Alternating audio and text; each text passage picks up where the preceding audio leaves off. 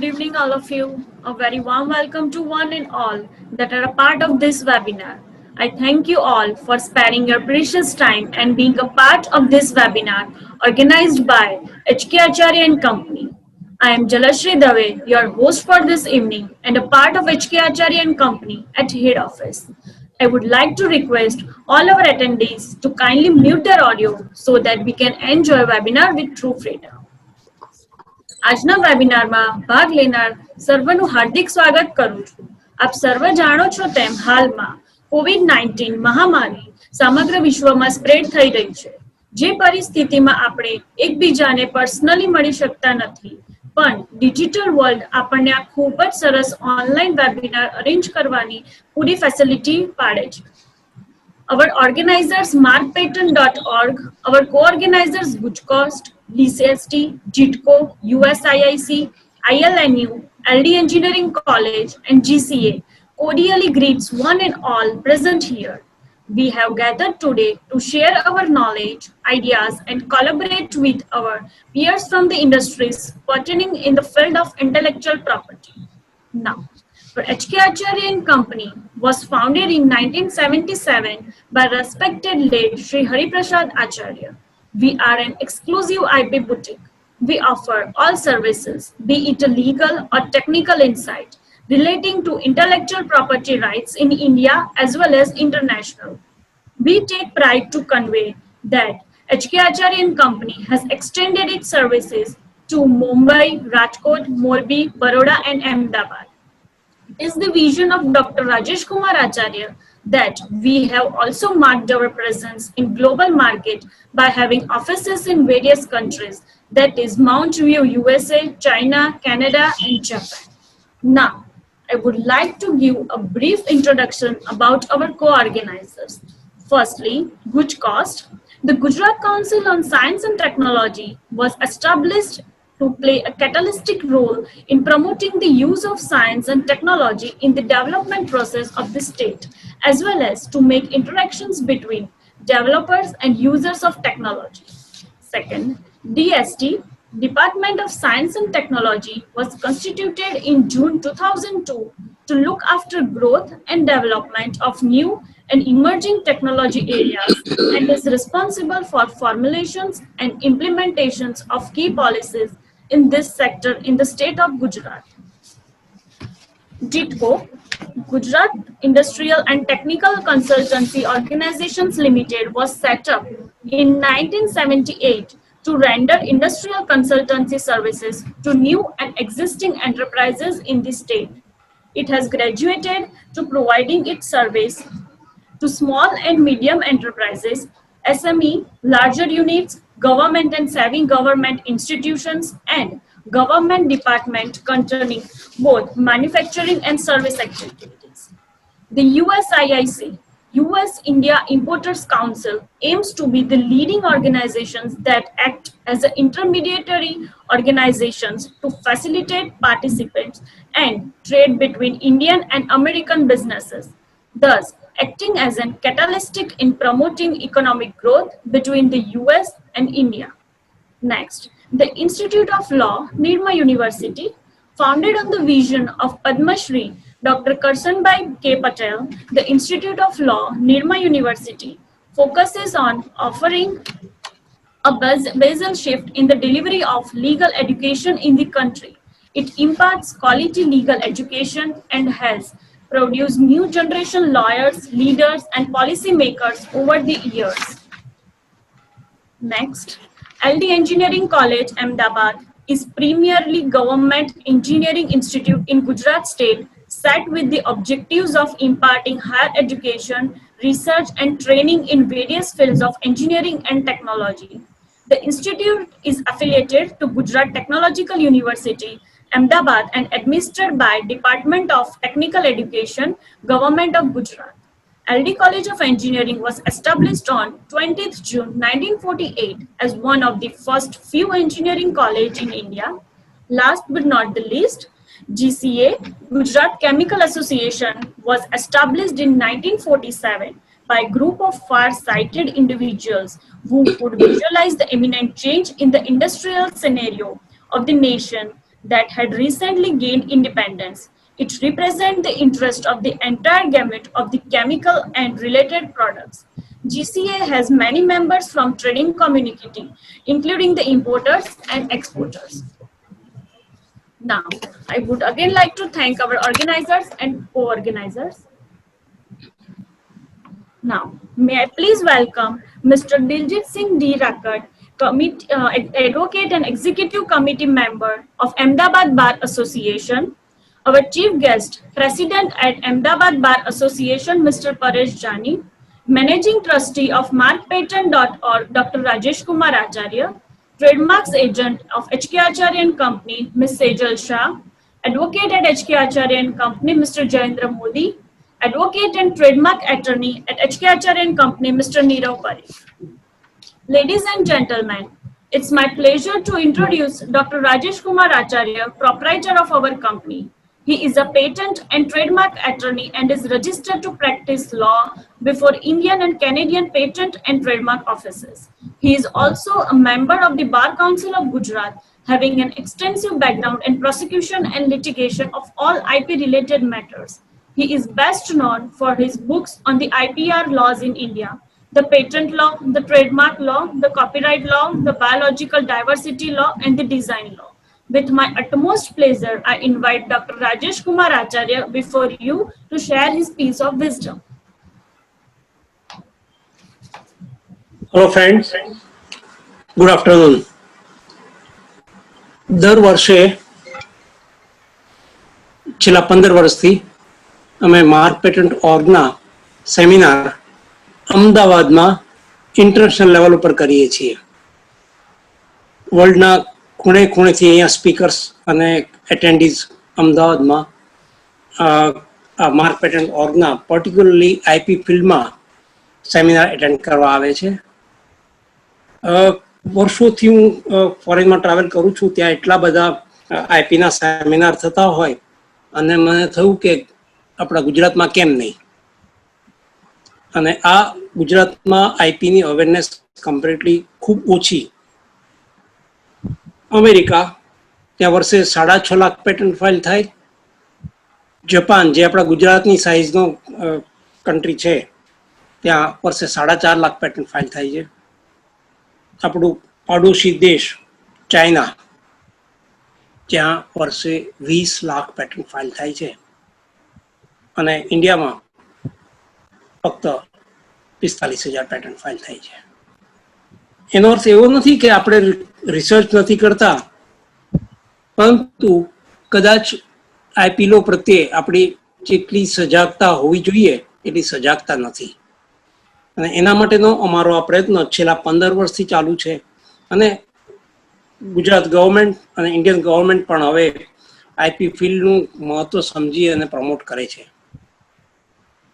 Particularly આ વર્ષે અમે ફેબ્રુઆરીમાં અમદાવાદમાં ઇન્ટરનેશનલ સેમિનાર કરી શક્યા, અને ત્યારે કોવિડની શરૂઆત હતી.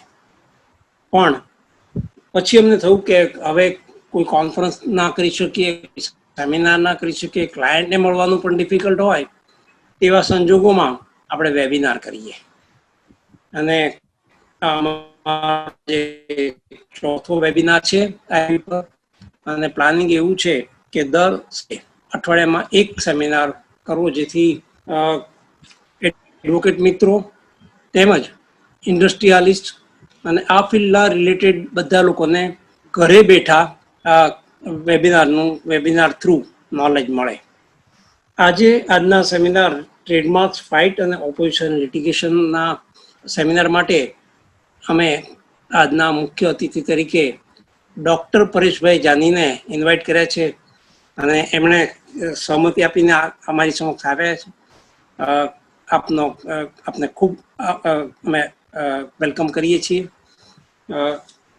તેમજ આ સેમિનારના કોઓર્ગેનાઇઝર્સ કે જેમને હંમેશા સપોર્ટ આપતા આવ્યા છે આવા પ્રકારના સેમિનાર કરવામાં, એ ફિઝિકલ સેમિનાર હોય કે આવા ઇલેક્ટ્રોનિક સેમિનાર હોય, આવા સેમિનાર જેવા કે Gujarat council of science and technology, જેને ગુજકોસ્ટ કહે છે, તેમજ ચિટકો, જે બહુ વેલ નોન ગુજરાતની સંસ્થા છે, institute of law, Nirma university, LD engineering college, Gujarat chemical association અને recently US India importers council, જેને શોર્ટમાં યુએસઆઈએસસી કહેવાય છે, એ લોકોએ પણ આપણા સેમિનારમાં કો ઓર્ગેનાઇઝર બનીને સહકાર આપેલો છે. યુએસઆઈઆઈસી એ લોકોએ મને લાસ્ટ ફેબ્રુઆરીમાં જ્યારે ટ્રમ્પ અહીંયા ઇન્ડિયા આવેલા એના બીજા દિવસે યુએસઆઈઆઈસીના યુએસ ચેપ્ટરના મને પ્રેસિડેન્ટ બનાવ્યો. હવે એ આ વસ્તુ બતાવે છે કે ઇન્ડિયાનું મહત્વ ફોરેન કન્ટ્રીમાં પણ કેટલું છે, અને પર્ટિક્યુલરલી ચાઇનાના રિલેશન્સ બધા કન્ટ્રી સાથે બગડતા જાય છે. એવા સંજોગોમાં ઔદ્યોગિક અને બિઝનેસના દરેક ક્ષેત્રે ભારતનું મહત્વ બહુ છે, અને હવે કોઈ પણ બિઝનેસ આઈપી વગર ચાલે નહીં. અને એટલા માટે અમે જુદા જુદા ટોપિક દર શનિવારે કરવાના છીએ, અને આપ સૌનો સહકાર અમારે જોઈએ છીએ. આજના speakers trademark agent Sejalben Shah તથા મિસ્ટર મોદી જે એડવોકેટ છે, તેઓ પણ આજે વક્તવ્ય આપવાના છે. સૌને આવકારું છું. તો આપ સૌ આ અમારા સેમિનારનો લાભ લઈ અને ખૂબ એન્જોય કરો અને જ્ઞાન મેળવો અને જ્ઞાન પ્રસારો. આભાર.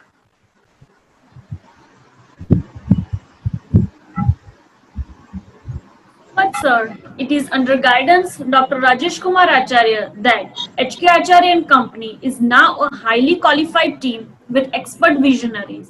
This session will have series of panelists giving a remarkable approach in the subject matters of trademarks regarding opposition and litigation. Now, it's my honor to introduce our honorable guest, Advocate Diljit Singh D. Rathod. He is an executive committee member of Ahmedabad District Bar Court Association. Real estate matters and criminal matters are his main field of legal practice since 2012 in Gujarat. He has been associated with many social, educational, and religious institutions in the year 2009 and 10. He is a Senate member of Law Faculty in Gujarat University. We welcome you, sir.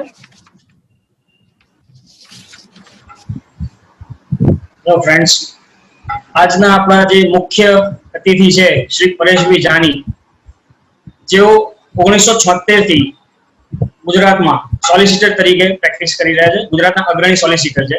તે ઉપરાંત તેઓ બોમ્બે હાઈકોર્ટમાં પણ attorney તરીકે 1976 થી practice કરી રહ્યા છે.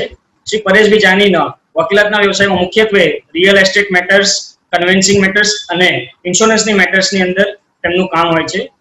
તે ઉપરાંત શ્રી પરેશભાઈ જાનીને પ્રોપર્ટી ગ્રુપમાં ગુજરાત યુનિવર્સિટી દ્વારા LLM-માં ફર્સ્ટ સાથે ડિગ્રી પ્રાપ્ત કરેલ છે.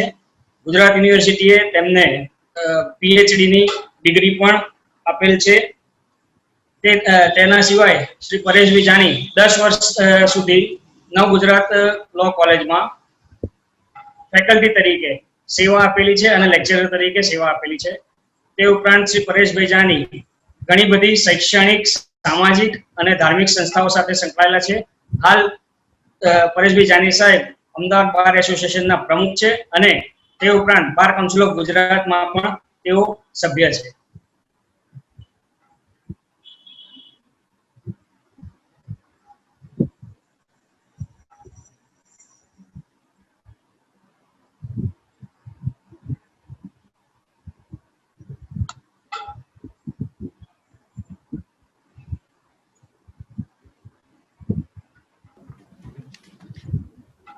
Thank you, sir. We are honored by your esteemed presence here, and we thank you for sparing your valuable time for us. Thank you once again, sir, for welcoming our chief guest, Mr. Paresh Jani. I would like to request Mr. Paresh Jani to share his piece of us with us.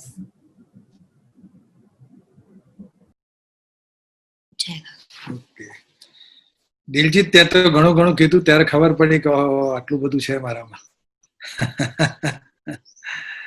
આજનો વિષય trademark opposition and litigation fight હોય એટલે જરા મને થોડી બીક લાગે છે, કારણ કે હું આમ સીધો સાદો માણસ છું, થોડો ઢીલો માણસ પણ ખરો એમ, એટલે ફાઇટથી હું દૂર રહું છું.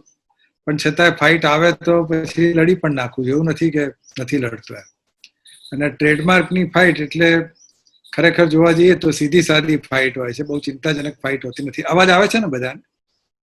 અચ્છા, વિષય ખૂબ જ સરસ છે અને HK આચાર્યની પેઢી મેં અહીંયા 76 થી પ્રેક્ટિસ શરૂ કરી આમ તો, અને ત્યારથી હું લગભગ પેઢીને ઓળખું છું.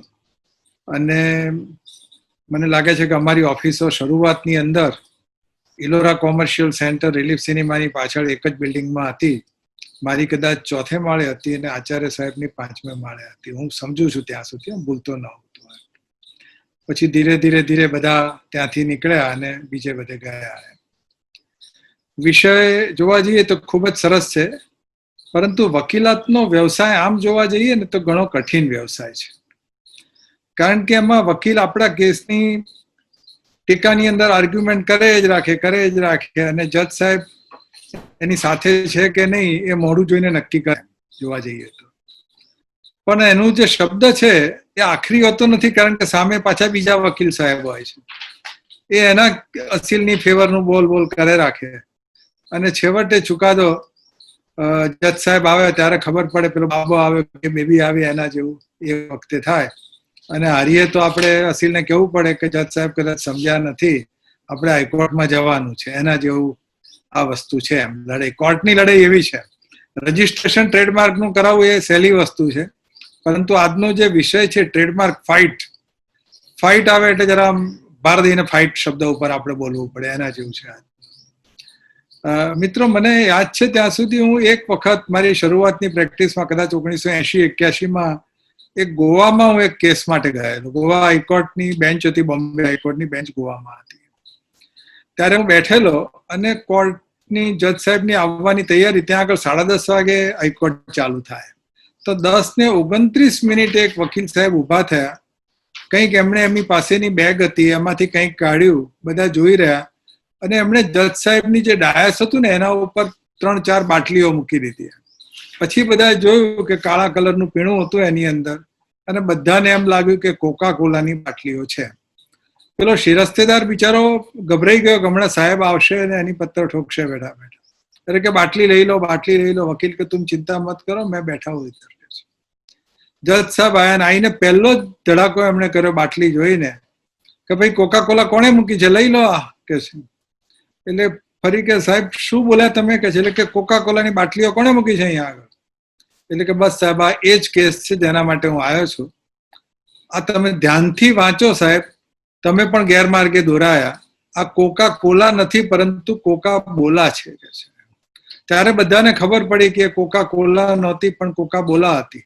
પછી વકીલે કીધું કે સાહેબ અડધી કોકા કોલા આ લોકો ખાલી કરી કાઢે છે અને એમાં પેલું ગોવાનું પ્રિય પીણું છે ને, ફેની કે બેની જે હોય તે, એ અંદર ભરે છે અને એ માણસ પીએ ને એટલે માણસ બોલતો થઈ જાય, કારણ કે એને થોડો નશો થાય. એટલે ત્યારે જજ સાહેબ કે હવે કરવાનું શું? એટલે કે સાહેબ હું તો સ્ટે ઓર્ડર માટે આવ્યો છું, આ ફેક્ટરીને તાત્કાલિક બંધ કરે એવું કરો. તમને ભૂલ પડી તો બીજા બધાની શી દશા હશે? જજ સાહેબે તરત જ મને એવું કામ આપ્યું. મને પોતાને થયું કે ના, વકીલ ગમે તેવું હોય પણ ફાઇટર તો હતો ને, ફાઇટર એટલે વગર ફાઇટે જીતી ગયો એમ કહીએ ને તો ચાલે. બીજું એક નાનું એવું ઉદાહરણ આપણે લઈએ ને તો ભદ્રકાળી માતાના મંદિરનું. ભદ્રકાળીમાં કદાચ દર્શન કરવા જોવાની આવો તમે બધા છો. અમે 2 જણા થોડા મોટી ઉંમરવાળા છીએ તો નહીં જતા હો, પણ ભદ્રકાળી જઈએ ને તો બહારની સાઈડે બધા નાના ફેરિયાઓ બેઠા હોય. એના હાથમાં ગંજી અને જાંગિયા હોય અને કે ગંજીલો. પછી મેં કીધું આ શું બોલે છે? એટલે કે મર્સિડીઝ કંપનીના ગંજીલો કે છે. તો મેં કહ્યું મર્સિડીઝ કંપની તો મોટર બનાવે છે સાહેબ, બોલ કર્યા વગર જાઓ, અમારું પેટીયું શા માટે તમે લાત મારો છો? આ મર્સિડીઝ કહી છે ને તો આ ગરીબ લોકો લઈ જશે, 10 રૂપિયા અમને વધારે આપશે કે છે. એટલે કે બનાવતી નથી, પરંતુ આ તો અહીંયા કુબેરનગરમાં અને બાપુનગરમાં અમે બનાવીએ છીએ અને એના ઉપર મર્સિડીઝ કંપનીનો સિક્કો લગાવી દઈએ. તો આ ટ્રેડમાર્ક કોને કહેવાય ને? આ બધું આવું બધું જોઈએ ને ત્યારે આપણને ખબર પડે. અમારું ઇલોરા બિલ્ડિંગમાં છે નીચે એક મહેન્દ્ર એન્ડ મહેન્દ્ર કંપની, મહેન્દ્રભાઈ પારવાણી, બહુ જ સજ્જન. એ મહેન્દ્રભાઈ પારવાણી એક દિવસ આવ્યા, મને કે સહી કરો. મેં કીધું શેમાં સહી કરું? તો કે તમને હું ડાયરેક્ટર બનાવું છું કે છે મારી કંપનીમાં, Mahendra and Mahendra paper mill. મને એમ થયું કે ઓહો, આપણે ડાયરેક્ટર કેવો વટ પડ્યો આપણે. ડાયરેક્ટરમાં મેં સહી કરી આપી. થોડા દિવસમાં જ બોમ્બે હાઈકોર્ટમાંથી સમન્સ આવ્યો કે ભાઈ હાજર થાવ. મેં કીધું ભાઈ શું થયું? અમે ગયા ત્યાં આગળ. ત્યારે જસ્ટિસ શાહ સાહેબ, કેજી શાહ સાહેબ પાસે મેટર હતી. આપણા અમદાવાદમાંથી ત્યાં ટ્રાન્સફર થયેલા. મને કે જાની, શું કર્યું આ બધું? મેં કીધું શું થયું? એટલે કે મહિન્દ્રા એન્ડ મહિન્દ્રા કંપનીનો બદલે તમે મહેન્દ્રા એન્ડ મહિન્દ્રા કંપની શરૂ કરી ગઈ. મેં કહ્યું હવે શું કરું, મને તો કઈ ખબર નથી. મને તો આ સહી કરાઈ ગયા. મને કે કંઈક કરો. મેં કહ્યું કંપનીનું નામ બદલી કાઢીએ. એટલે કે સારું, 15 દિવસનો ટાઈમ આપું છું. અને અમારે કંપનીનું નામ બદલવું પડ્યું. પણ એક બીજું એક ઉદાહરણ હતું ને, આમ જરા મને એમ લાગ્યું કે આ ટ્રેડમાર્કનું નથી પણ એના જેવું જરૂર છે. એક ઈંડાની દુકાન ઉપર 2 છોકરાઓ લડતા હતા. એટલે મેં કીધું કે શું છે, શેનો ઝઘડો છે, હું જોવા ઉભો રહ્યો. એટલે કે તે મારી બેનની કેમ મશ્કરી કરી? એટલે કે મેં તારી બેનને જોઈ નથી, હું ઓળખતો નથી ને ક્યાં મશ્કરી કરી? એટલે કે કેમ, તે એને કીધું ને આતી ક્યાં ખંડાલા? એટલે કે ના ભાઈ, મેં તો ખંડાલાએ નથી બોલાઈ કે કશે બોલાઈ નથી, તારી બેનને જોઈ જ નથી. તો એટલે કે હા ત્યાં બોલ્યો ને. એટલે કે ક્યારે? એટલે કે 10 મિનિટ પહેલા. એટલે પેલાને યાદ આવ્યું. મેં કીધું આ ઈંડાવાળાએ મને પૂછ્યું કે તને બતકનું ઈંડું જોઈએ છે કે મરઘીનું જોઈએ છે? એટલે મેં એને એમ કીધું કે હાથી કા અંડાલા, બાકી આતી કા ખંડાલા નથી કીધું, હાથી કા અંડાલા કીધું છે. એટલે મેં કહું આવામાં સારું ટ્રેડમાર્ક જેવું હોય તો જરા સારું પડે. હાથી કા અંડા અને પેલામાં હાથી કા ખંડાલા એના જેવું થાય કીધું. એટલે બહુ જ સરસ વિષય છે. અને મને ખાતરી છે કે આજના જે વક્તાઓ છે, મોદી સાહેબ અને બેન બંને જણા, સેજલબેન, બંને આપણને સૌથી સરસ શીખવાડશે. તમને ખૂબ ખૂબ આભાર રાજેશભાઈ તમારો. ઘણા વખતે આપને મેં જોયા, કારણ કે 4-1 મહિનાથી તો બધા લોકઆઉટમાં છીએ આપણે બધા. નીરવભાઈ, thank you very much for calling me. અને આવું વારંવાર મને પ્રમુખ બનાવશો નહીં, એના કરતાં સાદી રીતે મને બોલાવશો તો પણ હું basically I M a teacher, હું માસ્તર છું એમ હું બધાને કહું છું કે ભાઈ ક્યાં શું કરો છો? તો કે માસ્તર શું ભાઈ. એક બીજો નાનો એવો પ્રશ્ન હું તમને બધાને કહેવા માંગુ છું, કારણ કે ટ્રેડમાર્ક એમ ધારો કે હું ને આ દિલજીતભાઈ છીએ, તો અમે લોકો અમારા 2 જણની ભાગીદારીમાં કંપની શરૂ કરીએ. હું સિવિલ લોયર, એ ક્રિમિનલ લોયર. એટલે સી સ્ક્વેર જેવું કરીએ, સી ક્રિમિનલ અને સી સિવિલ, એમ C² કંપની. અને એનું ટ્રેડમાર્ક અમે નોંધાવી દઈએ. હવે એડવોકેટ્સ એમ કે છે, એડવોકેટ્સ એક્ટ, કે વકીલ પોતાના ધંધાનો પ્રચાર ન કરી શકે. તો એડવોકેટ્સ એક્ટથી આ વિરુદ્ધની વસ્તુ થઈ, અથવા તો બાર કાઉન્સિલ અમારી સામે ગોળીબાર કરશે તો નહીં ને, એમ કે કેમ આ નોંધાવ્યું, ચલો તમે વ્યવસાય સંહિતા, આચાર સંહિતાનો ભંગ કર્યો છે માટે તમારી સમજ જપ્ત કરીએ છીએ. એનો જવાબ આજે કાં તો ભવિષ્યમાં ગમે ત્યારે તમને જડે તો અહીંયા કહેજો, અથવા તો ફોન ઉપર કહેશો તો હું ખૂબ જ રાજી જઈશ. થેન્ક યુ વેરી મચ, મને આજે બોલાવ્યો. Thank you. Thank you very much, sir. We feel honored to have you here. એક જ મિનિટ હું એક વસ્તુ કહેવાની રહી ગયો. HK આચાર્ય કંપની છે ને, અમારા બાર એસોસિએશનને દર વર્ષે જાન્યુઆરીમાં 1000, 1,500 કેલેન્ડરો છપાવીને એમના ખર્ચે આપે છે. લાખો રૂપિયાનો કદાચ ખર્ચો થતો હશે. અત્યારે હું બાર એસોસિએશનનો પ્રમુખ છું, આ 3જી વખત છું, એટલે 5-6 વર્ષથી છું. એટલે એમનો ખરેખર હું આભાર માનું છું કે આવું સરસ કામ તમે કરો છો. બધા જ વકીલોને એનાથી લાભ થાય છે. એટલે thank you very much. Thank you. So please. Thank you very much, sir. We feel honored to have you here for giving us your precious time and enlightening us with your thoughts. I would now like to request Ms. Sejal Shah to give a brief idea about opposition proceedings and case laws. She is a trademark agent as well as the director of IP opposition with the expertise in the trademark matters. She holds bachelor degree in the commerce from Gujarat University. She looks after the litigation matters related to trademarks, copyright and industrial design before Trademark Registry and Appellate Board. She counsels firms' clients on the wide range on the intellectual property issue. She is managing large trademark portfolio for national and international clients, and she works extensively with a new trademark database.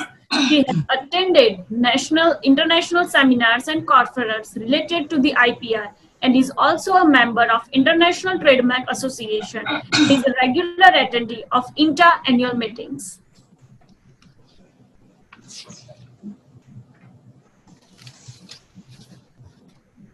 Good evening all. મારો આજનો વિષય છે trademark અપોઝિશન proceedings. તો આજે આપણે trademark રજિસ્ટ્રીમાં અપોઝિશન કઈ રીતે file થઈ શકે છે તે વિશે ચર્ચા કરીશું.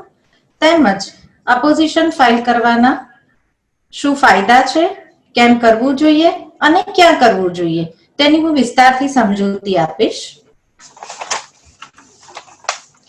સૌપ્રથમ તો આપણે જોઈશું કે ટ્રેડમાર્ક અપોઝિશન એટલે શું.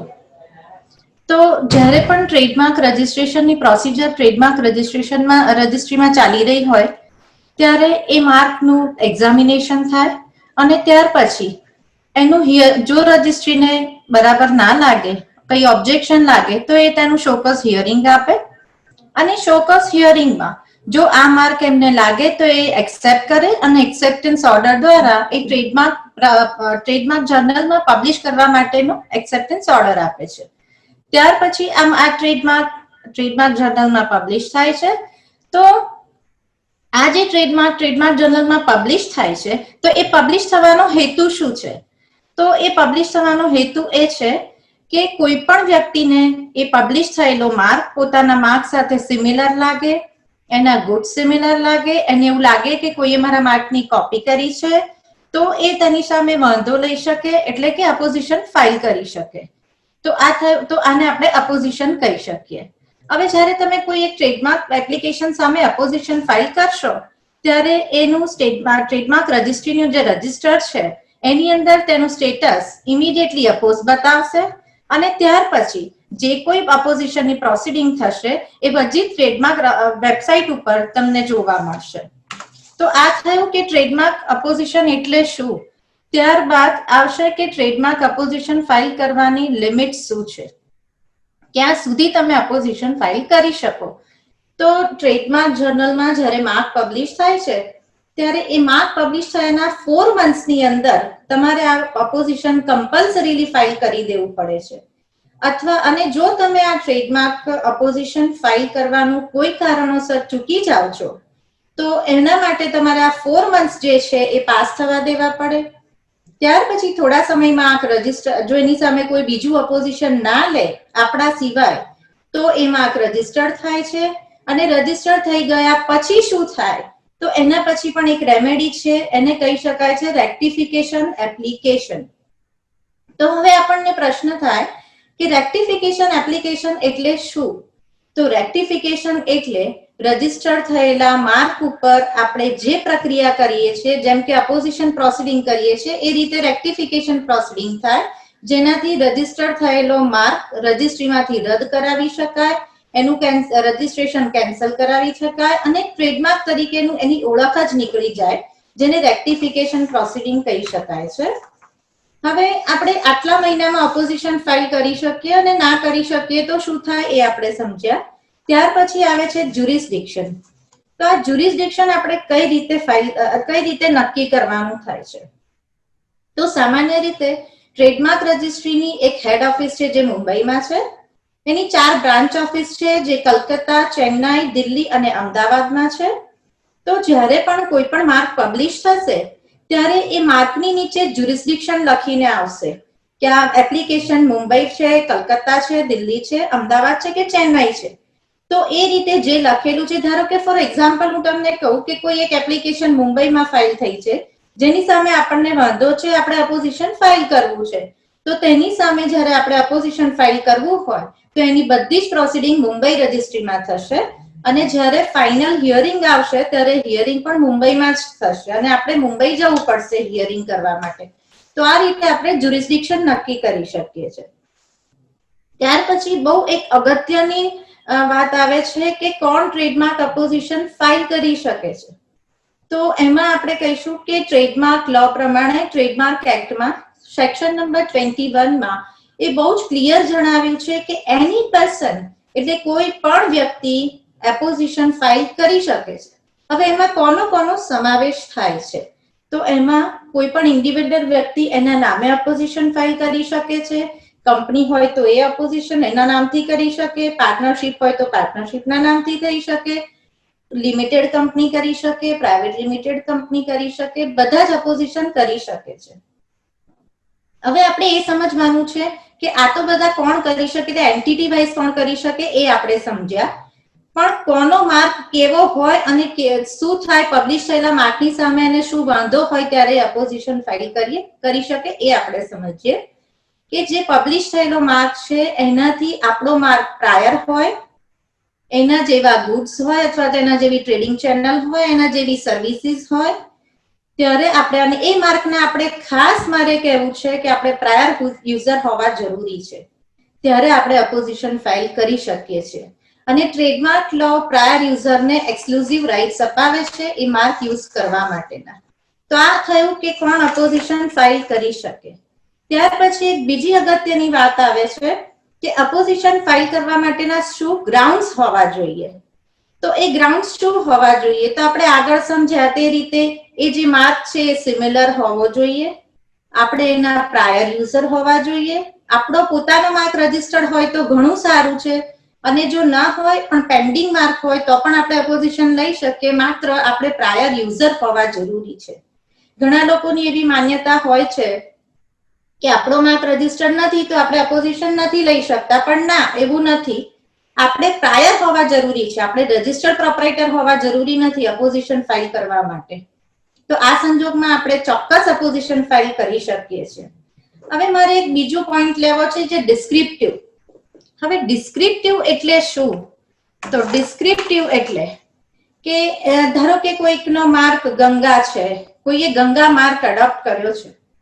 હવે એ એણે લીધું છે મિનરલ વોટર માટે અને એ પબ્લિશ થયો છે. તો હવે એમાંથી આપણને શું ખ્યાલ આવે છે માર્ક ઉપરથી, જો મિનરલ વોટર માટે હોય તો ઓબ્વિયસ છે કે ગંગા એટલે એમાંથી એક ગુણવત્તા બતાવે છે એના ગુડ્સની, તો એને આપણે ડિસ્ક્રિપ્ટિવ કહી શકીએ છીએ.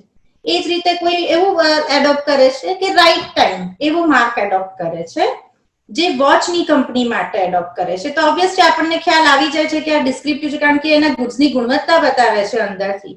તો આવા માર્કની સામે પણ આપણે અપોઝિશન ફાઇલ કરી શકીએ છીએ કે આવા ડિસ્ક્રિપ્ટિવ વર્ડ્સને કે જે ગુણવત્તા બતાવે છે એની સામે કોઈ પોતાના એકલાના રાઇટ્સ નથી, એક્સક્લુઝિવ રાઇટ્સ નથી, તો એ સંજોગોમાં પણ આપણે અપોઝિશન ફાઇલ કરી શકીએ છીએ. બીજો એક બહુ જ અગત્યનો પોઈન્ટ છે કે કોઈ પણ એપ્લિકેશન કોઈએ ખરાબ ઈરાદાથી ફાઇલ કરી છે. હવે આ ખરાબ ઈરાદોથી ફાઇલ થઈ એટલે શું, તો આપણે જે તે માર્કના પ્રાયર યુઝર છીએ તો પણ એ વ્યક્તિ આપણા જેવો જ સરખો માર્ક એડોપ્ટ કર્યો, એના ગુડ્સ પણ સરખા, અને એને માર્કની એપ્લિકેશન ફાઇલ કરી અને આપણે એની સામે અપોઝિશન લીધું. તો આપણે ક્યારે અપોઝિશન લેવું પડ્યું, કારણ કે એ માણસના માર્ક એડોપ્ટ કરવાથી, સેમ ગુડ્સમાં વાપરવાથી આપણા ધંધાને નુકસાન થયું છે. આપણે પ્રાયર યુઝર છીએ એટલા માટે આપણી ગુડવિલનો એ ઉપયોગ કરે છે અને ત્યારે આપણા ધંધાને ખૂબ નુકસાન પહોંચે છે, કારણ કે આપણી ગુડવિલથી એ માણસ એનો ધંધો કરે છે. તો એ સંજોગમાં આપણે ચોક્કસ અપોઝિશન ફાઇલ કરવું જોઈએ. ત્યાર પછી વાત આવે છે કન્ફ્યુઝન અને ડિસેપ્શન. એટલે કે આપણા જેવો સિમિલર માર્ક જે માણસ એડોપ્ટ કરે છે, જે એ જ ગુડ્સમાં વાપરે છે, તો માર્કેટમાં શું કન્ફ્યુઝન થશે કે ક્યાં તો આ બંનેનું એસોસિએશન છે, ક્યાં તો આપણાને એના ગુડ્સ ખરીદતા વખતે જે કસ્ટમર્સ છે એ બધા કન્ફ્યુઝ થશે કે આ ગુડ્સ આમના છે કે આ ગુડ્સ એપ્લિકન્ટના છે કે આ ગુડ્સ અપોનન્ટના છે. તો એવું કન્ફ્યુઝન થશે. અને જ્યારે લેબલ માર્ક છે, આપણે હજુ બીજી આગળની સ્લાઇડમાં સમજીશું કે કઈ રીતે લોકો ઇમિટેશન કરે છે. જ્યારે લેબલ એક સરખા બનાવે, જેમ આપણને આપણા આતિશીશ્રીએ કહ્યું એ રીતે આપણને એક એક્ઝામ્પલ આપ્યા કે કઈ રીતે એમણે કોકોકોલાનું જે આપ્યું ઉદાહરણ, એ આમાં બહુ જ સેટ થાય છે કે કઈ રીતે કોકોકોલાનું એમણે કર્યું જે ઇમિટેશન, એ રીતે ઘણા ઇમિટેશન થાય છે અને એનાથી પબ્લિક બહુ જ કન્ફ્યુઝ થાય છે, છેતરાય છે. ધારો કે કોઈ એવું કઈ કહી નથી શકાતું કે કોણ શું વસ્તુ લેવા જાય છે, ઇલિટરેટ પીપલ કોઈ વસ્તુ લેવા જાય છે ત્યારે કઈ જગ્યાએ કઈ વસ્તુની જગ્યાએ કઈ વસ્તુ કસ્ટમરને આપવામાં આવે છે, ક્યારે કેવી છેતરામણી થાય છે, એ આપણે આગળ જોઈશું. તો એ વખતે આ સંજોગોમાં આપણે ચોક્કસપણે અપોઝિશન ફાઇલ કરવું જોઈએ. હવે આવે છે કે કેસ લોસ. હવે જ્યારે બહુ જ આવા કન્ફ્યુઝન થવા માંડે છે ત્યારે કોર્ટમાં કેસીસ ફાઇલ થાય છે અને એ સંજોગોમાં કોર્ટ કેવી રેમેડીઝ આપે છે એ આપણે કેટલાક કેસ લોસ થી જોઈએ. આમાં પ્રેસ્ટીજ હાઉસવેસ ઇન્ડિયા લિમિટેડ નો એક માર્ક છે પ્રેસ્ટીજ. આપણે બધા જાણીએ છીએ કે પ્રેસ્ટીજ માર્ક કેટલો વેલ નોન છે અને હાઉસવેર કિચનવેર માટે યુઝ થાય છે. તો આ માર્કની કોપી એને કેવી રીતે કરી છે, તો કેટલી ટ્રિકી ચેન્જ છે આ માર્કમાં, એને ટ્રિકી ચેન્જ કહી શકાય છે જે કર્યું છે. પ્રેસ્ટીજ જગ્યાએ પ્રીસ્ટેજ કર્યું છે એને. તો આ સંજોગોમાં એને કોર્ટે શું કીધું કે એવા કોઈ એની પાસે એવિડન્સ નથી કે એવા કોઈ પ્લેડિંગ્સ બી નથી એના પ્રોસિડિંગમાં કે એણે આ માર્ક કઈ રીતે એડોપ્ટ કર્યો છે. એટલે કે એના ગુડ્સ પણ સેમ છે, બંને એના ગુડ્સ એને પણ હાઉસવેર કિચન આના માટે જ યુઝ કર્યું છે.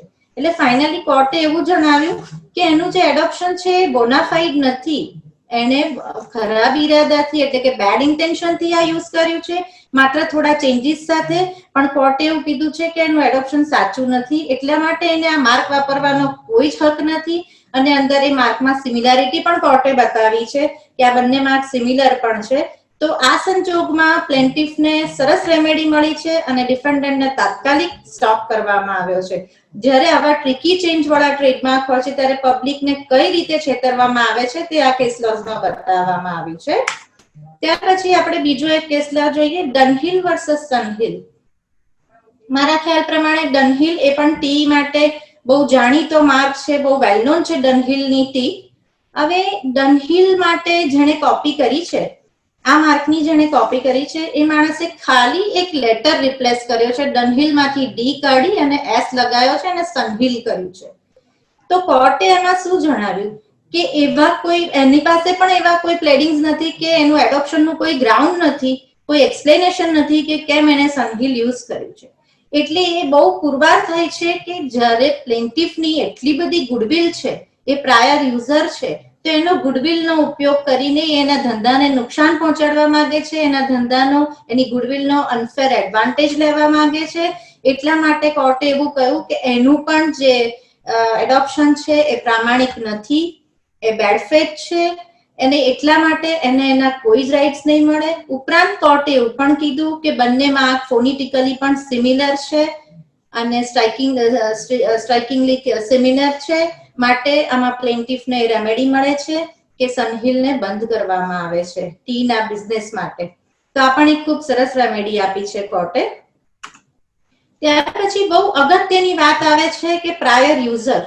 આપણે આગળ જોયું તેમ પ્રાયર યુઝર એ અપોઝિશન અને લિટિગેશન માટે એક બહુ જ અગત્યનું અંગ છે કે તમે પ્રાયર યુઝર છો તો તમારે અપોઝિશન લેવું જ જોઈએ. તમારા ધંધાને નુકસાન થાય છે તો તમારે અપોઝિશન લેવું જ જોઈએ.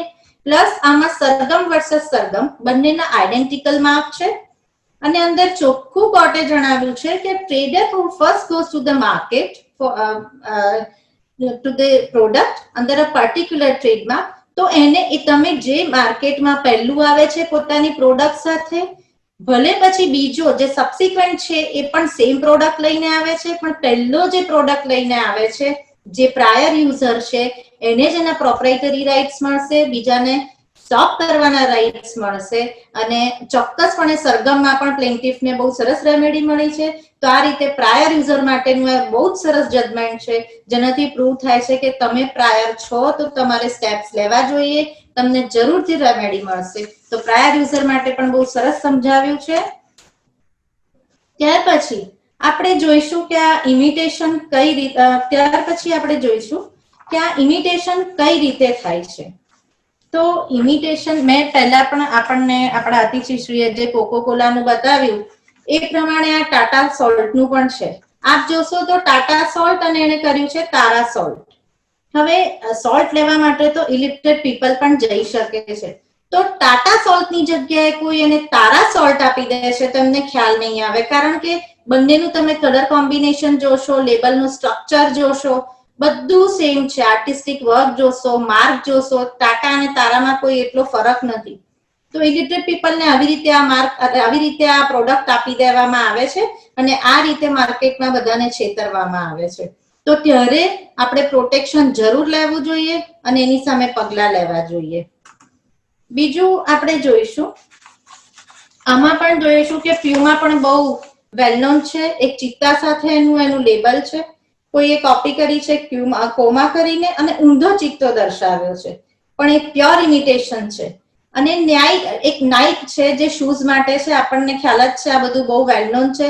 એમાં પણ જે નાઇકની નીચે જે આર્ટિસ્ટિક છે પેલું લેબલનું જે ડિઝાઇન એને ન્યૂક કરીને ઉલટી કરી નાખી છે ડિઝાઇન, તો એ પણ સિમિલર છે. તો આ સંજોગમાં પણ માર્કેટમાં બહુ ઇઝીલી કન્ફ્યુઝન થાય છે, જે આપણને બતાવી રહ્યું છે. એ જ રીતે નિઝામ્સ જે આના માટે કબાબ માટે યુઝ કરે છે. તો આ થયું, આપણને આ ઇમિટેશન ખ્યાલ આવ્યો કે આ ઇમિટેશન કઈ રીતે થાય છે. તો હવે આપણે જોઈશું કે આ તો આપણે કોઈની સામે અપોઝિશન લીધું, જ્યારે આપણી સામે કોઈ અપોઝિશન લે ત્યારે આપણે ડિફેન્સ કઈ રીતે લેવા જોઈએ, તો એ પણ સમજી લઈએ કે ડિફેન્સ કઈ રીતે લેવાય, એના શું પોઈન્ટ્સ હોવા જોઈએ. તો પહેલા તો ડિસિમિલારિટી ઓફ માર્ક્સ, કે માર્ક ડિસિમિલર છે.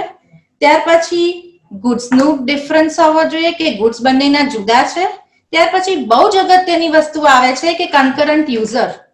જ્યારે તમે કન્કરન્ટ યુઝર છો, ત્યાં આટલા વર્ષોથી વાપરો છો અને તમારી સામે કોઈ અપોઝિશન લે છે, તો ત્યારે તમે ચોક્કસ એવું કહી શકો છો કે અમે આટલા વર્ષોથી આ યુઝ કરીએ છીએ, ત્યારે તમે કોઈ પણ લીગલ એક્શન નથી લીધા અને જ્યાં માર્ક પબ્લિશ થયો ને તરત જ તમે અમારી સામે એક્શન લીધા.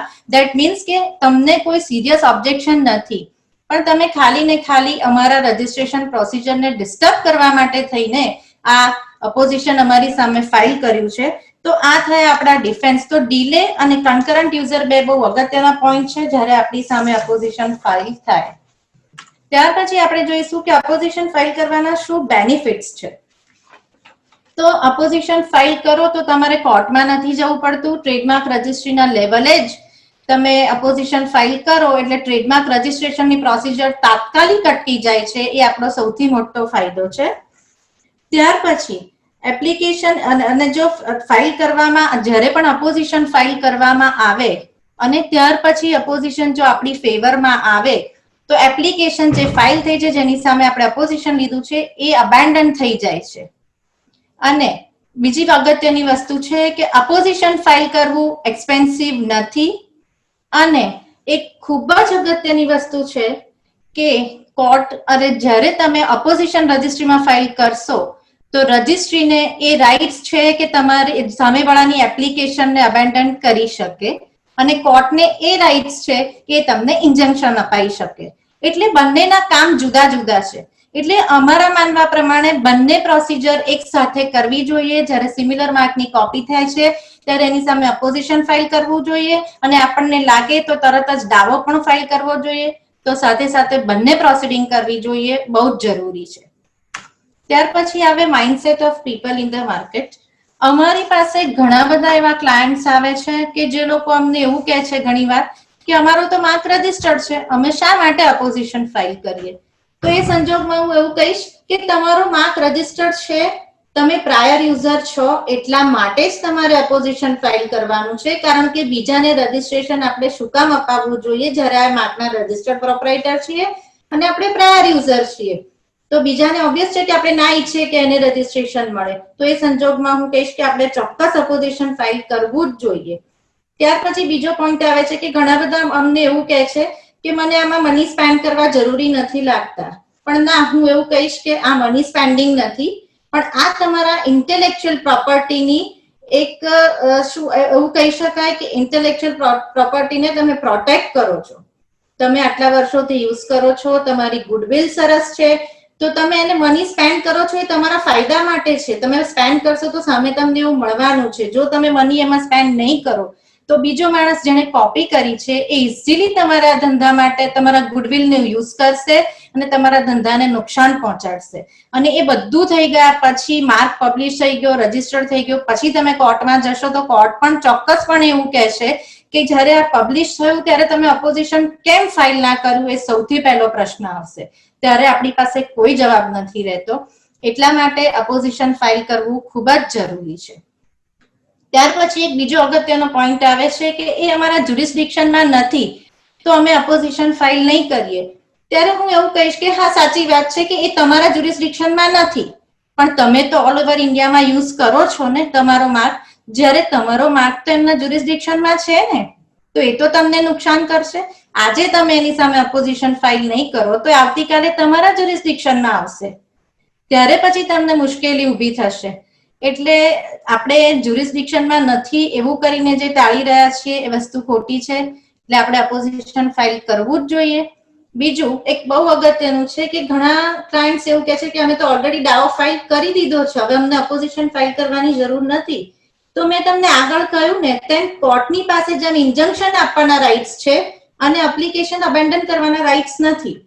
તેવી જ રીતે રજિસ્ટ્રી પાસે એપ્લિકેશન અબેન્ડન કરવાના રાઇટ્સ છે અને કોર્ટ પાસે રાઇટ નથી. તો સિમિલરલી બંને સાથે સાથે પ્રોસિડિંગ આટલા માટે જ કરવાની છે.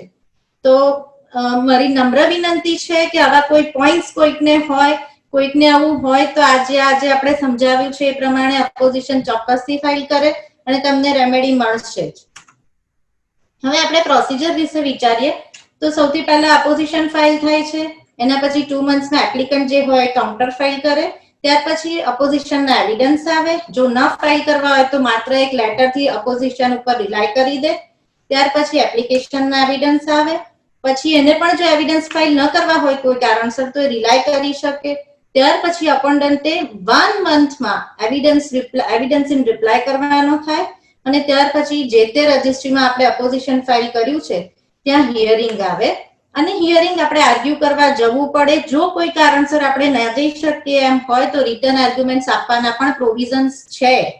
અને જ્યારે તમે આ અપોઝિશન તમારી ફેવરમાં આવે છે ત્યારે રજિસ્ટ્રેશન રિજેક્શન ના પ્રોવિઝન પણ રજિસ્ટ્રાર પાસે છે. ત્યારે એ સંજોગોમાં જો ફેવરમાં આવે તો એની એપ્લિકેશન અબેન્ડન થઈ જાય છે અને ખૂબ સારો આપણને ઓર્ડર મળે છે. તો આ થયું ટ્રેડમાર્ક અપોઝિશન ફાઇલ કઈ રીતે કરાય એ વિશે ચર્ચા થઈ. તો આ સાથે આજનું હું અપોઝિશન પ્રોસિડિંગ્સ માટેનું સેશન સમાપ્ત કરું છું. આશા રાખું છું કે આપ સૌને આ માહિતી દ્વારા ખૂબ જ સારું માર્ગદર્શન મળ્યું જ હશે અને હું markpatent.org ના managing trustee Shri doctor Rajesh Kumar Acharya તેમજ ટ્રસ્ટી શ્રી મિસ્ટર ઓમકાર આચાર્યનો ખૂબ ખૂબ આભારી છું કે જેમણે મને આ ખૂબ સારી તક આપી છે. Thank you so much. Thank you, Mrs. Shah, for providing such an useful information. I would now like to request Mr. Jayendra Modi to give a brief idea about trademark civil litigation. He is an advocate and works with our litigation department. He is a member of the Bar Council of Gujarat, India. He holds a bachelor degree in commerce and bachelor degree in law from Gujarat University. He carries sterling skill of drafting in the intellectual property matters. He appears in various courts of Gujarat, including the High Court. I would now like to request Mr. Jayendra Modi.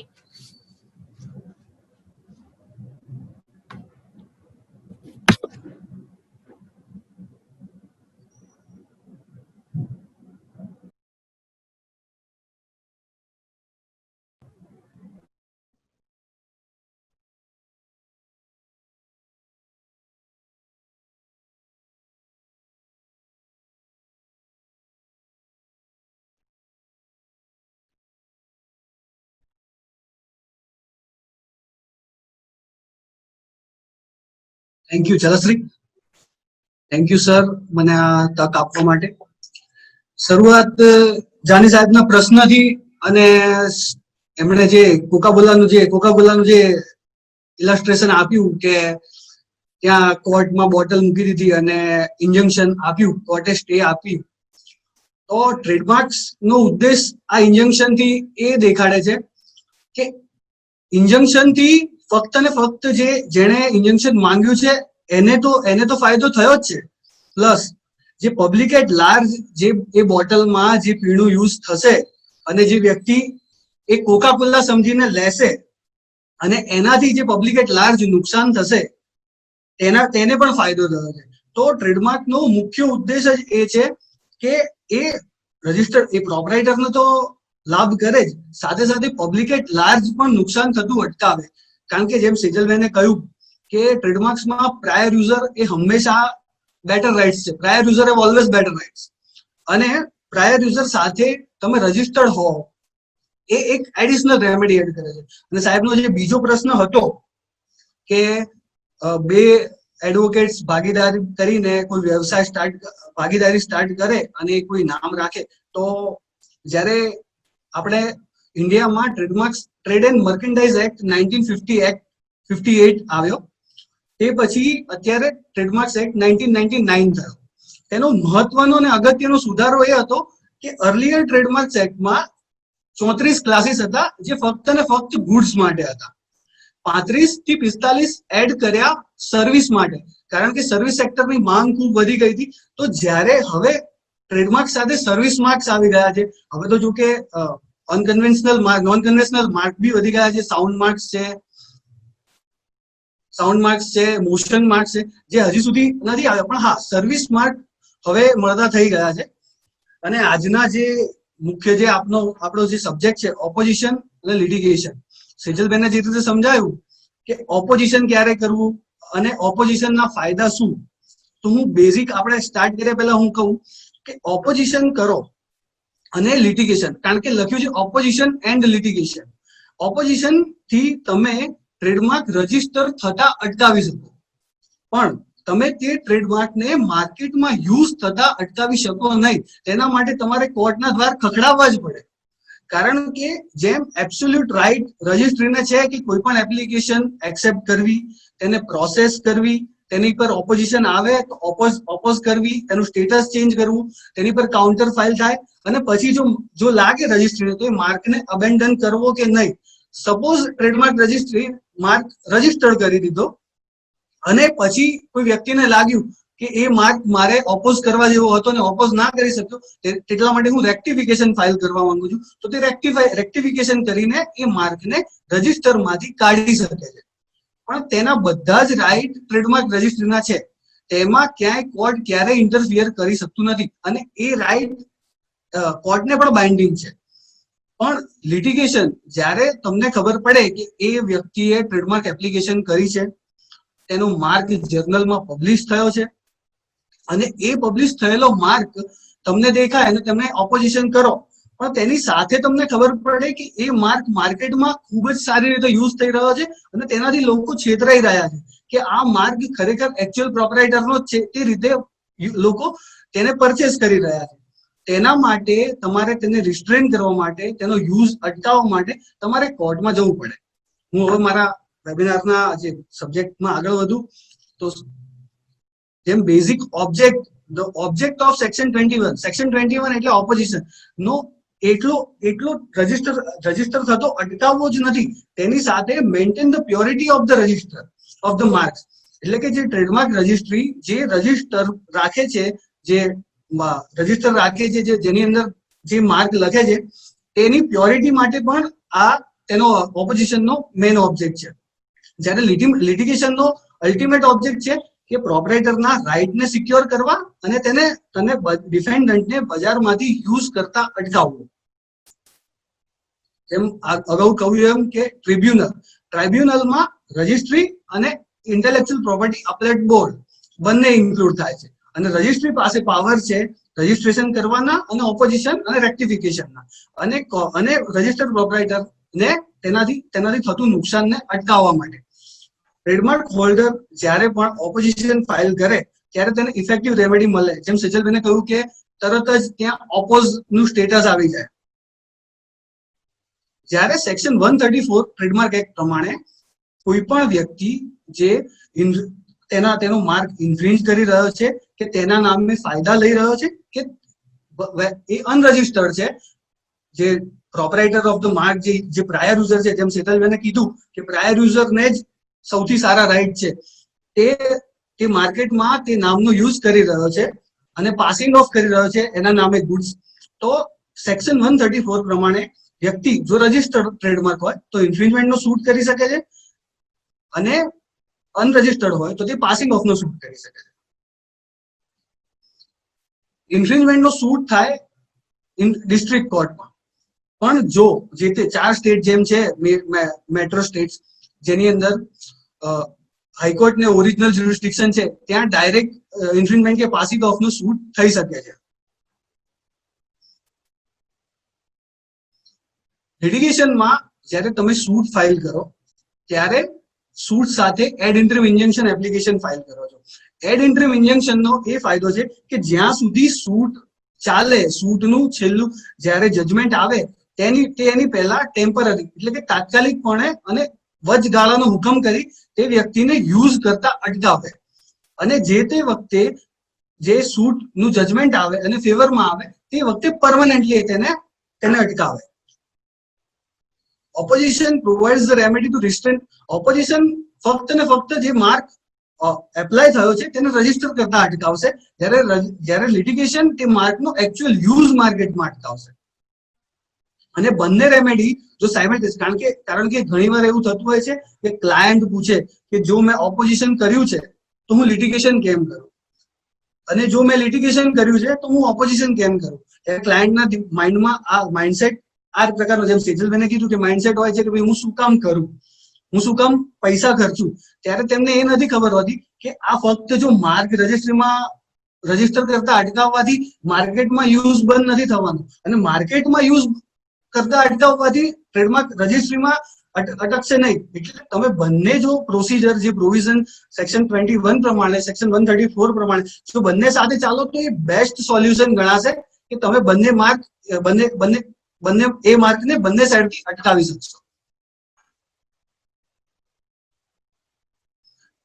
હમણાં જ જે આપણે કોરોનિલનું example અત્યારે બધાને ખબર જ હશે કે મદ્રાસ હાઈકોર્ટે કોરોનિલને રિસ્ટ્રેઇન કર્યું અને 10 લાખ રૂપિયાની કોસ્ટ કરી.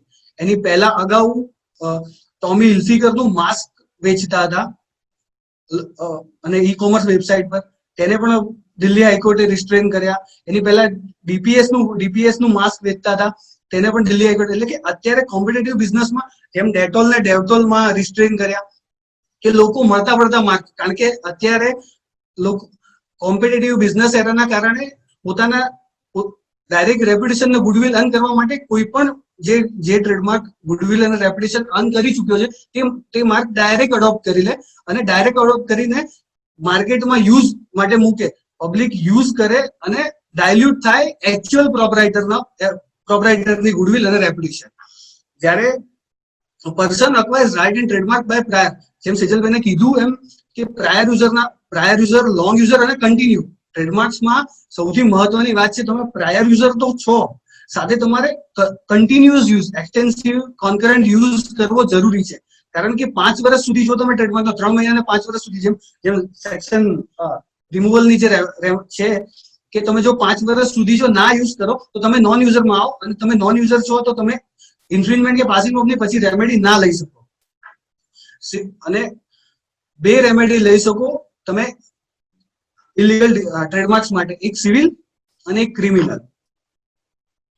સિવિલમાં ફર્સ્ટ ઓફ ઓલ તમે ઇસ્યુ નોટિસ કરી શકો, જે મેન્ડેટરી નથી લોકો કરતા, અને પ્રિફરેબલી સારી છે કે તમે નોટિસ ઇસ્યુ કરો તો એક પ્રાઇમા ફેસી સ્ટેજે કદાચ જો સામેવાળો વ્યક્તિ એક્સેપ્ટ કરે અને ત્યાંથી એ માર્ક યુઝ કરવાનું બંધ કરી દે તો વાંધો ના આવે. પણ જો સામે રિપ્લાય કરે અને એમ કે મારો માર્ક મળતો પડતો નથી તો તમે સૂટ ઇન્સ્ટિટ્યૂટ કરી શકો છો for infringement and passing off action, damages for accounts of profit. એની સાથે તમે ક્રિમિનલ રેમેડી પણ લઈ શકો છો. ક્રિમિનલ રેમેડીમાં તમે કમ્પ્લેન્ટ ફાઇલ કરી શકો છો પોલીસ સ્ટેશનમાં અને મેજિસ્ટ્રેટને પણ કમ્પ્લેન્ટ ફાઇલ કરી શકો છો. લિટિગેશનમાં જે રેમેડી અવેલેબલ છે to restrain any person from ઇન્ફ્રિંજમેન્ટની રેમેડી, તો ઇન્ફ્રિંજમેન્ટની રેમેડી માટે તમે રજીસ્ટર હોવા જોઈએ, અને રજીસ્ટ્રેશન સેક્શન 28 પ્રમાણે તમને એક્સક્લુઝિવ રજીસ્ટ્રેશન મળે છે. જ્યારે પાસિંગ ઓફની રેમેડીમાં છે કે તમારા નામે કોઈ વ્યક્તિ એનો ગુડ્સ પાસ ઓફ ના કરી શકે. આપણે આગળ જોઈએ કે exclusive right to use the mark. Registration gives the proprietor to exclusive right to use. That is to say that the right to exclude others from the use of the mark. એટલે કે તમે જે mark માટે તમે register થયા છો એ બીજો કોઈ વ્યક્તિ ના યુઝ કરી શકે, બીજા કોઈ વ્યક્તિ એ માર્ક મળતો પડતો કે આઈડેન્ટિકલ યુઝ ના કરી શકે, અને જો તે યુઝ કરે તો તમે તેની સામે ઇન્ફ્રિંજમેન્ટની રેમેડી લઈ શકો. હવે ઇન્ફ્રિંજમેન્ટની રેમેડી લેવા માટે કેટલા ફેક્ટર્સ કામ કરે તો સેક્શન 29 સબસેક્શન 1 થી 9 પ્રમાણે ના ફેક્ટર્સ છે. તેમાં પ્લેન્ટિફનો માર્ક જે હોય એ મસ્ટ બી રજિસ્ટર્ડ, એ રજિસ્ટર્ડ હોવો જરૂરી છે. The defendant's mark is identical and or deceptively similar. Defendant નો માર્ક ક્યાં તો તદ્દન હુબહુ સરખો છે ક્યાં મળતો પડતો છે. તો the defendant use of the mark, જે ડિફેન્ડન્ટ જે માર્ક યુઝ કરી રહ્યો છે, જે કોર્સ ઓફ ટ્રેડમાં એ તમારા કોર્સ ઓફ ટ્રેડમાં ઇન્વોલ્વ થતું હોવું જોઈએ. જો ડિફેન્ડન્ટ, જેમ સેજલભાઈને કીધું કે ચાન્સ ઓફ કન્ફ્યુઝન અને ડિસેપ્શન હાઈએસ્ટ રહે છે, એમ ચાન્સ ઓફ કન્ફ્યુઝનના કારણે જો માર્કેટમાં ચાન્સ ઓફ કન્ફ્યુઝન થતું હોય તો પણ તમને ઇન્ફ્રિંજમેન્ટની રેમેડી મળી શકે. When a person uses such impugn mark, એટલે કે ટ્રેડ નેમ તરીકે કે પાર્ટ ઓફ ટ્રેડ નેમ તરીકે યુઝ કરતો હોય એમ તો પણ સેક્શન 29 સબસેક્શન 4 પ્રમાણે તેને સેક્શન 29 સબસેક્શન 5 પ્રમાણે રાઈટ મળી શકે. જો સિમિલર કે કોગ્નેટ કે એગ્નેટ ગુડ્સમાં હોય તો પણ તેને ઇન્ફ્રિંજમેન્ટ રેમેડી મળી શકે. The defendant's use of the mark is not by way of permitted user, એટલે કે તમે એને એક્સક્લુઝિવ કોઈ પરમિશન આપી નથી તે માર્ક યુઝ કરવાની અને તે અનઓથોરાઇઝલી યુઝ કરી રહ્યા છે તમારી પરમિશન કે તમારા ઓથોરાઇઝેશન વગર, તો પણ તમે ઇન્ફ્રિંજમેન્ટની રેમેડી લઈ શકો. જ્યારે વાત થાય પાસિંગ ઓફની તો તેની અંદર સુપ્રીમ કોર્ટનું આ સ્ટેટમેન્ટ છે કે no person is entitled to represent his goods as of the goods of other, એટલે કે કોઈ પણ વ્યક્તિ તેના ગુડ્સ કોઈ બીજાના ગુડ્સ છે એ એમ કરીને વેચી ના શકે.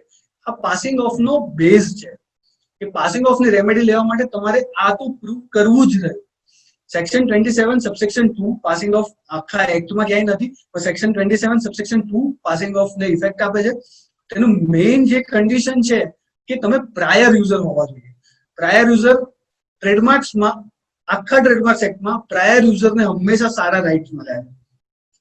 પ્લસ તમે પાસિંગ ઓફ પ્રૂવ કરવા માટે તમારે classical Trinity of passing of, એટલે કે જે ક્લાસિકલ ટ્રિનિટી 3 વસ્તુ છે તે તમારે સાબિત કરવી રહે. એક તો તમારા માર્કની ગુડવિલ અને રેપ્યુટેશન છે માર્કેટમાં. હવે ગુડવિલ અને રેપ્યુટેશન ની વાત કરીએ તો ગુડવિલ સુપ્રીમ કોર્ટ ને હાઈકોર્ટ વેરિયસ હાઈકોર્ટ્સના એવા જજમેન્ટ છે કે ગુડવિલ અને રેપ્યુટેશન એક દિવસમાં એટલે એક રાતમાં પણ ગુડવિલ અને રેપ્યુટેશન ક્રિએટ થઈ શકે છે, અને લાંબા સમય યુઝ કરો તો પણ ગુડવિલ અને રેપ્યુટેશન થઈ શકે છે. જેમ કે વાત કરીએ તો વાડીલાલ 1926 થી વાડીલાલ, આજે આઈસ્ક્રીમમાં બીજું નામ એટલે વાડીલાલ, એની ગુડવિલ એન્ડ રેપ્યુટેશન. ઓનેસ્ટ 1976, જ્યારે તમે કોઈ પણ રેસ્ટોરન્ટની વાત કરો, કોઈ જમવાની વાત કરો ને તમે એમ કહો કે ભાઈ હું ઓનેસ્ટમાં કરું તો તમને ખબર પડી જાય કે આ ઓનેસ્ટ એટલે એક જ ઓનેસ્ટ છે. એટલે કે અને જ્યારે આપણે આ જે માધ્યમથી અત્યારે આપણે જોડાયેલા છીએ જે ઝૂમ, આને એક રાતમાં ગુડવિલ રેપ્યુટેશન અર્ન કરી છે કે ઝૂમ અત્યારે કોઈને પણ કહો કે ભાઈ મારી મીટિંગ છે તો કે ઝૂમ પર હશે. જ્યારે ડિમોનેટાઇઝેશન કર્યું હતું મોદી સાહેબે ત્યારે પેટીએમ દરેક પાનના ગલ્લે કોઈ પણ જગ્યાએ મોટી ઓફિસ ફેક્ટરી દરેક જગ્યાએ પેટીએમ એને એક રાતમાં ગુડવિલ રેપ્યુટેશન અર્ન ક્રિએટ કરી દીધી કે ભાઈ પેટીએમ નામ કોઈ બીજું ના રાખી શકે, જેમાં અત્યારે ઝૂમ કોઈ બીજી કોઈ એપ્લિકેશન ના થઈ શકે. એ જ રીતે ગુડવિલ અને રેપ્યુટેશન ઓફ ધ બિઝનેસ માટે એવું છે કે એ ગુડવિલ અને રેપ્યુટેશનના ક્રાઇટેરિયાસ છે કે કઈ રીતે ગુડવિલ અને રેપ્યુટેશન ક્રિએટ થાય અને અર્ન થાય અને એને કાઉન્ટ કેવી રીતે થાય. મિસરિપ્રેઝન્ટેશન ઓફ ગુડ્સ, મેં અગાઉ કહ્યું કે no person is entitled to represent his goods as of the goods of other, એટલે કોઈ પણ વ્યક્તિ XYZ વ્યક્તિ કોઈ પણ ગુડ્સ કોઈ પોતાના ગુડ્સ કોઈ બીજાના નામે ના પાસ ઓફ કરી શકે. અને લાઇકલીહુડ ઓફ ડેમેજીસ, અને આ બંને વસ્તુ થવાથી જે ડેમેજ થશે પ્રાયર યુઝર અને પ્રોપરાઇટરને તે પણ દેખાવું જોઈએ. તો પાસિંગ ઓફ ના 3 ફેક્ટર્સ સાબિત થાય.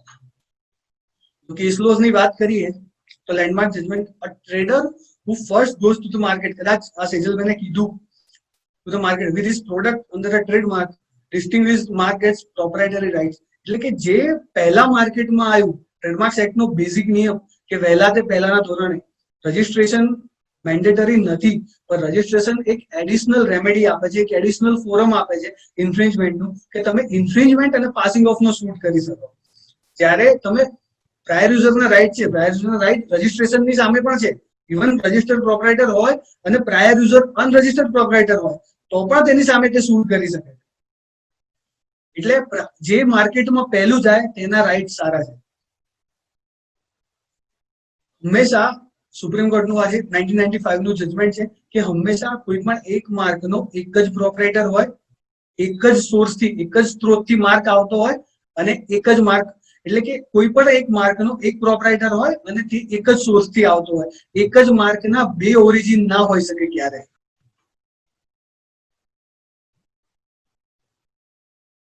સેક્શન આપણે કોન્સ્ટિટ્યુશન આપણને રાઈટ આપે છે, right to trade and commerce article 19(1)(b) કે તમે કોઈ પણ ધંધો કરી શકો અને તમે ધંધો કોઈ પણ નામે કરી શકો. ટ્રેડમાર્ક એક્ટ પ્રમાણે એ નામ મળતું પડતું કે આઈડેન્ટિકલ કોઈ અર્લિયર ટ્રેડમાર્કને ના હોવું જોઈએ. લોકો કરે છે એવું કે જે માર્કે ગુડવિલ રેપ્યુટેશન અર્ન કરી છે એ અડોપ્ટ કરીશું એટલે અમને વાંધો નહીં આવે, પણ કીધું છે કે even innocent adoption of the mark પણ તમને ઇન્ફ્રિંજમેન્ટ ને પાસિંગ ઓફ ની રેમેડી આપવા, કોઈ ઇનોસન્ટ અડોપ્શન હોય તો પણ તેની સામે ઇન્ફ્રિંજમેન્ટ અને પાસિંગ ઓફ લઈ શકો તમે. એટલે કે તમે જ્યારે બિઝનેસ સ્ટાર્ટ કરો એ ઓનેસ્ટ હોવો જોઈએ. Honest and fair play or to the basic principle in the world of business.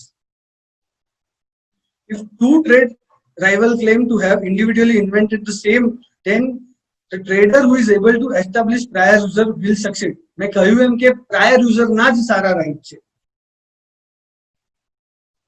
અને જો injunction ના આપે, permitting to the appellant to carry on his business, putting a seal, જો ડિસઓનેસ્ટ કે ઇલીગલ અડોપ્શન હોય કોઈ વ્યક્તિનું અને જો તે કોર્ટ તેને ઇન્જન્ક્શન ના આપે તો સુપ્રીમ કોર્ટ એવું કહે છે કે ઇટ ઇઝ પરમિટિંગ ટુ અપીલેન્ટ કે પુટિંગ અ સીલ, કે તમે કોર્ટ સિક્કો મારી આપે છે કે તમે વાપરો, તેનો વાંધો નથી. And the plaintiff has proved that the person who gets in the business first point of time, જેમ અગાઉ કહ્યું એમ કે જે પહેલા ગયું હોય તેના જ રાઈટ છે. સરે મને તક આપી તેના માટે ખૂબ જ ધન્યવાદ. Thank you.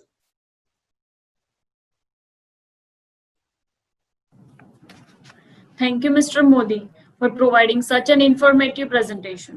Now, the platform is open for discussion and questions raised by the participants, and also our panelists are eager to answer your raised queries. Ms. Sejal Shah, one question is there. If the application is abandoned in opposition and still is using the same brand, so what to do next? આપણે મારા જે proceedings હતા એમાં મેં સમજાવ્યું કે registry પાસે માત્ર એટલા જ રાઇટ્સ છે કે એ રજિસ્ટ્રેશનને અબેન્ડન કરી શકે અને કોર્ટ પાસે ઇન્જંક્શનના રાઇટ છે. તો તમે રજિસ્ટ્રીમાં અપોઝિશન ફાઇલ કર્યું, ત્યાર પછી ઓર્ડર ફેવરમાં આવ્યો, બ્રાન્ડ એને અબેન્ડન થઈ ગયો ટ્રેડમાર્ક, અને તો પણ જો એ યુઝ કરે તો આપણે આગળ વાત થઈ તેમ પ્રમાણે પહેલા નોટિસ આપવાની. તો એ પ્રાયર જો તમે નોટિસ આપશો સીઝ એન્ડ ડેઝિસ નોટિસ, અને જો એ માર્ક બંધ કરી દેશે તો વેલ એન્ડ ગુડ, નીતર પછી તમારે દાવો ફાઇલ કરવો પડે. કારણ કે ટ્રેડમાર્કને માર્કેટમાંથી એની જે પ્રોડક્ટ છે, જે પ્રોડક્ટના જે ટ્રેડમાર્કની અંદર જે પ્રોડક્ટ યુઝ કરે છે એ ટ્રેડમાર્ક માર્કેટમાંથી જો તમારે કઢાવવો હોય તો તમારે દાવો જ ફાઇલ કરવો પડે. એ આ એક રેમેડી છે. Thank you, ma'am. Thank you, everyone. I now request Mr. Nirav Parikh to appraise this gathering with his vote of thanks. Mr. Nirav Parikh is the advocate and trademark attorney at HK Acharya and Company. He holds a bachelor degree in arts and a bachelor degree in law from Gujarat University. He provides a broad range of support to almost all practice areas of the firm. He has a practical approach in addressing and emerging conflicting IP issues and concerns of various domestic and international clients. He has attended various domestic as well as international seminars and conferences related to intellectual property rights. Dr. Rajesh Kumar Acharya, Managing Trustee of markpattern.org. Thank you, sir. Intellectual property રાઇટ્સની awareness માટે આપ અને આપની organisation જે ઉમદા કાર્ય કરી રહ્યું છે તે બદલ આપનો અને આપની સંસ્થાનો ખૂબ ખૂબ આભાર. આજના વેબિનારમાં મુખ્ય અતિથિ Shri Pareshbhai Jani, president of Ahmedabad bar association, આજના વેબિનારમાં જોડાવા બદલ તેમજ આપે આપના વ્યક્તિત્વથી અને ઉદાહરણ આપીને ખૂબ જ સુંદર રીતે માહિતગાર કર્યા તે બદલ હું આપનો markpattern.org વતી આભાર માનું છું. આજના વેબિનારના સ્પીકર સેજલબેન શાહ કે જેઓએ ઓપોઝિશન પ્રોસિડિંગની ખૂબ જ સુંદર અને સરળ સમજૂતી આપી. તેઓએ નાઇક, પુમા જેવી વેલ-નોન બ્રાન્ડના ઉદાહરણ આપીને સમજાવ્યું. તેઓએ જણાવ્યું કે ટ્રેડમાર્ક રજિસ્ટ્રીમાં ઓપોઝિશન ક્યારે અને કેવી રીતે લેવું, તેમજ ઓપોઝિશન થયું હોય ત્યારે ટ્રેડમાર્કનો બચાવ કેવી રીતે કરવો તથા રેક્ટિફિકેશન ક્યારે અને કેવી રીતે ફાઇલ કરવું તેની ખૂબ જ સુંદર અને વિસ્તારમાં આપણને સમજૂતી આપી. તે બદલ હું markpattern.org વતી સેજલબેનનો આભાર માનું છું. આજના વેબિનારના સેકન્ડ સ્પીકર એડવોકેટ જયેન્દ્રભાઈ મોદીએ ઇન્ફ્રિંજમેન્ટ અને પાસિંગ ઓફ કોને કહેવાય તેની આપણને સૌને સમજૂતી આપી. તેમજ તેઓએ આપણને ઓપોઝિશન અને લિટિગેશન વચ્ચેના ડિફરન્ટ વિશે વિસ્તારમાં માહિતગાર કર્યા. તેઓએ જણાવ્યું કે સિમિલર માર્કના યુઝર્સને બજારમાંથી અટકાવવા માટે કોર્ટમાં લિટિગેશન કરીને તેને અટકાવી શકાય છે.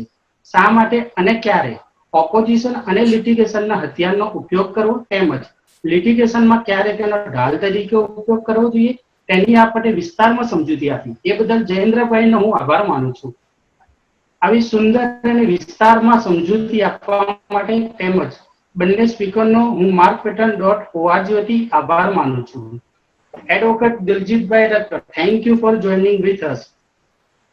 અમારા કો પાર્ટનર્સ ગુજકોસ્ટ, GITCO, LD engineering, US IIC, GCA, Nirma university, એચકેઆચાર્યની ટીમ તથા વેબિનારને સફળ રીતે સંચાલન કરવા માટે ટેકનિકલ ટીમ તથા આ વેબિનારનું સુંદર રીતે સંકલન કરવા માટે જલશ્રીબેન, આપ સૌનો હું આભાર માનું છું. આજના વેબિનારમાં જોડાવા બદલ એડવોકેટ અને આપ સૌનો હું આભાર માનું છું. ભવિષ્યમાં આ પ્રકારના વેબિનાર કરતા રહીશું, તેમાં આપનો સાથ અને સહકાર જરૂરથી મળશે તેવી આશા છે. Thank you all four joining with us. Thank you very much, sir. In closing, I wish to express my gratitude to all the panelists and participants for their full cooperation. It offers me a chance to commemorate our success in pursuing excellence in the field of IPR. We are privileged to have in attendance such distinguished experts as well as observers.